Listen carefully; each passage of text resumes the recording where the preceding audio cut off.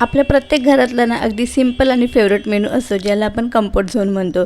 जसं की डाळ भात, पिठी भात, कढी भात.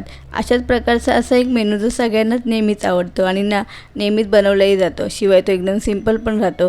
आणि तसंच ना हा साधासा ना मेनू आहे ना आमच्या ना फेवरेट मेनू आहे, जो लहानापासून ते मोठ्यापर्यंत सगळ्यांना आवडतो. जो की नेहमीच ना आमच्या घरात वरच्यावर बनवला जातो. कधी कधी दुपारच्या जेवणातही तर कधी रात्रीच्या जेवणातही. त्यामुळे कधी कधी जर ना कंटाळा आला ना तर मग ना खायला मला हा छान वाटतो आणि एकदम बनवायला पण सोपं. आता सर्वात आधी सोयाबीन गरम पाण्यात भिजत ठेवले आणि दुसऱ्या साईडला तुरीची डाळी भिजून घेतली आणि भाताचा कुकर पण लावून घेतला. आणि तुरीची डाळ मी नेहमी ना कुकरला फोडणी घालून घेत असते, म्हणजे तिला आधी ना शिजवून वगैरे घेत नाही. डायरेक्ट फोडणीला दिलेली डाळ मला खूप जास्त आवडते. आपला वेळ पण वाचतो आणि गॅस पण, असं मला वाटतं. आणि मला ना थोडीशी घटसर डाळ ना जास्त आवडते, म्हणजे नुसतं वरण भात खाला तरी छान लागतं.